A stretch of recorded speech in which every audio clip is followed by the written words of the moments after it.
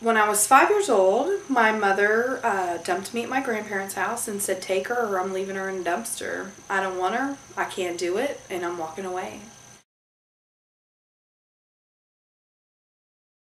She was living in the projects on welfare and had my other brothers and sisters. I'm one of 7 children. But I wanted to know her. We have that innate desire to have our parents in our life. Just shifting into a different environment and having so much hurt inside. My mom didn't care. She wasn't even home. Our house was filthy constantly. My mother made us children pretty much raise each other. It was very, very chaotic. It was just more hurt and more pain, more rejection, you know, because I just wanted that relationship with my mother so bad. And I would just do things around the house or try to get her attention, and I'd just get yelled at and just get, you know, pushed to the side. From my mother, she was very, very manipulative, and I just began to hate her. My mother and I were living in motel rooms, doing meth, and then we started actually making it. And I'm 14 years old and strung out on meth.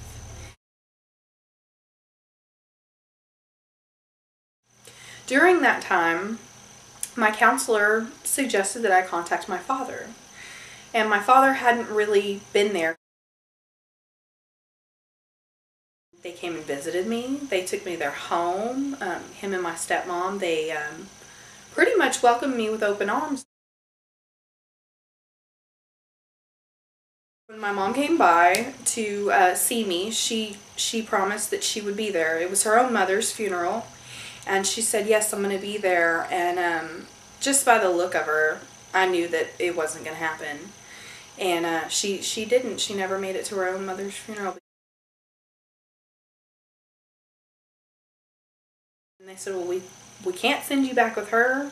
And your grandpa has requested we don't send you back with him because he's just it's too much right now.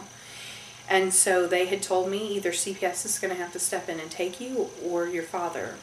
And so I did. I left with my dad for the first time in my life. They were very strict, especially because of my past. They wouldn't let me go to public school. It was hard because I went from one extreme to the other. I felt rejected again. I felt tossed off again. People just kept tossing me to the next person all my life, and I just felt like they just didn't want to have me in their life, so they just tossed me off. And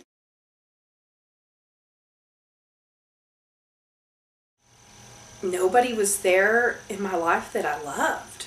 I was just separated from them. Inside I was going, my mom wants to find me. My mom wants to talk to me. And I got a phone call from her. Oh, I love you. I've missed you so much. Things are better now. Told me everything I wanted to hear. Everything. And I left. I was in foster care in Austin, and I got a bus ticket back to Victoria. And they couldn't do anything about it because in 3 days I was going to age out of care anyway. By the time I was 19, I was strung out again on meth. Throughout our time using together, I just remember, like, and I'm an adult at this point, so I know, you know, right or wrong, or I make my own decisions. But I remember her putting me in situations for her benefit that were degrading to me. You know, she would bring some dude over, some drug dealer, dope man, and say, hey, he wants to hang out with you for a while. I just remember looking at her so many times in different situations we were in and just thinking, seriously? I'm your daughter, you know? I'm your daughter. I expect that from other people out on the streets that just don't care about people and use people. But I'm your daughter, you know? And basically she tried to sell me for drugs many, many times. And it just it just, you just don't expect that from your own mother. Even after all the things she's done to me, and I know she's not a good person. Seriously? That's more important to you?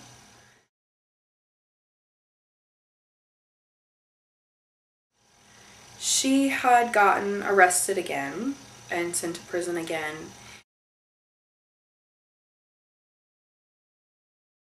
And I was so tired. I was exhausted by the time I was 21. I felt like I had lived 30 years. And so I decided I was going to throw myself in front of a car. And then no car would come. No cars. No cars. I just broke.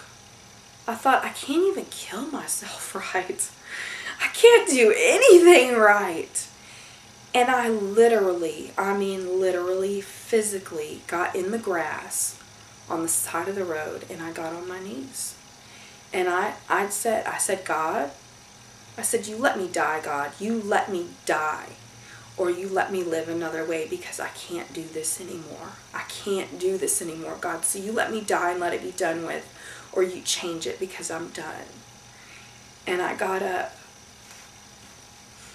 And looking back, he did let me die. He let me die that day. That person died on that side of that road. She died and is gone. And I got up with not a clue what to do. And I kept walking. And I looked over to the left, and there was a friend of mine's house who I've known my whole life, who's sober, good guy. And, you know, I didn't think I heard from the Lord then, but something inside of me said, what are you going to do? Which road are you going to go? And I went and I knocked on his door, and he just said, come in. And all I said to him is, I'm tired. And he knew exactly what I meant. He said, all right, I'll get some blankets out. I'll make you a bed on the couch. He goes, take a shower. I'll wash your clothes for you. There's plenty of food in the fridge. We'll figure this out tomorrow.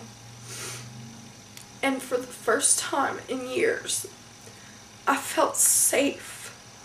I felt like nobody was going to get me. Nobody was going to try to hurt me. I just felt safe.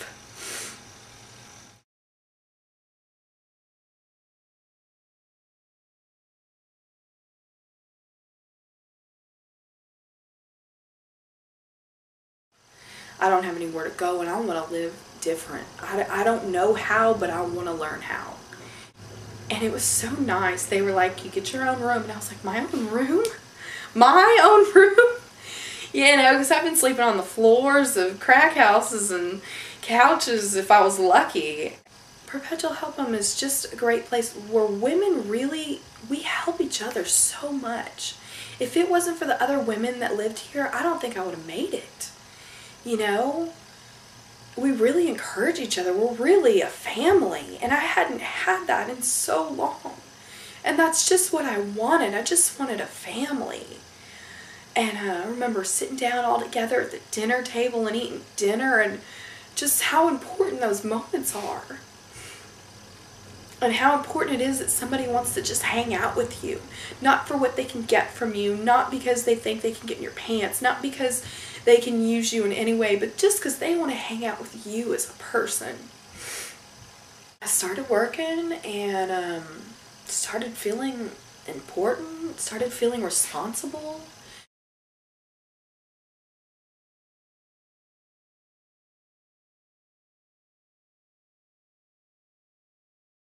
My mother was in jail at the same time, in Victoria County Jail. And we went to visitation. That my boyfriend at the time came to visit me, and somebody came to visit her, and we got to sit next to each other in visitation.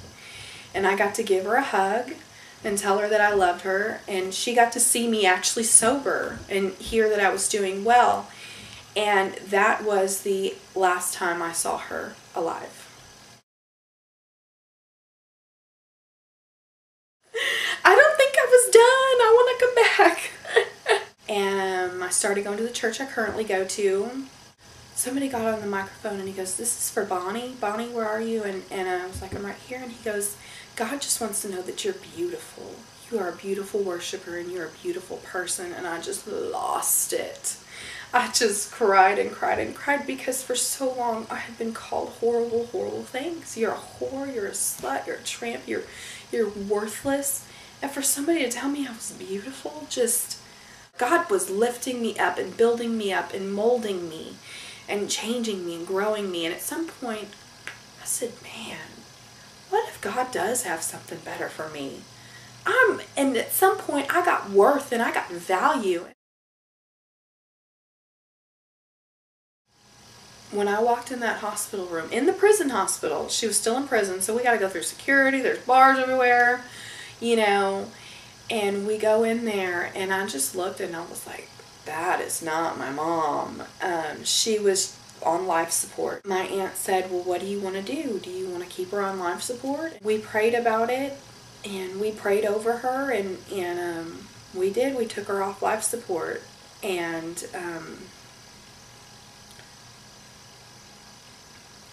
we left for a little while. They said, well, why don't y'all, you know, go somewhere for a little while and y'all can come back. And we came back and she was gone.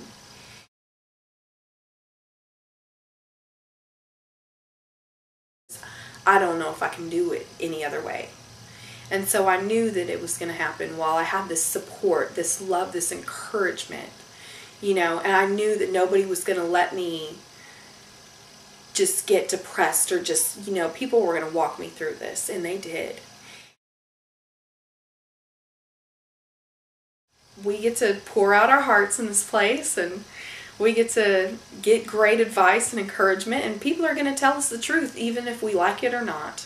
I began to save money, and my bank account started building, and I bought my first car, and I did it all by myself. I've been able to go to school full-time living at Perpetual Help Home. In December of 2010, just recently, I got my associate's degree. It just blows me away how much I'm learning and how much I'm growing and how I'm going to be able to use all these skills and all these tools whenever I am a teacher, or if God puts me somewhere else when I get my degree.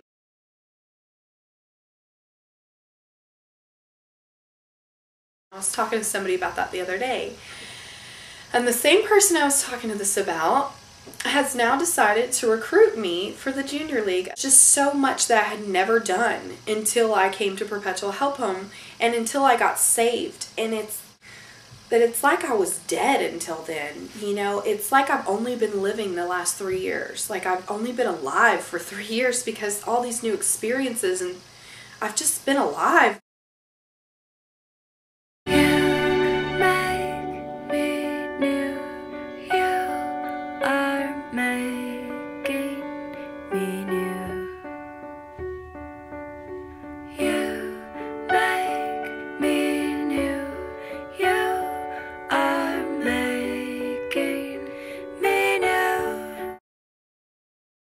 My name is Bonnie. I'm 24 years old and I'm beautiful.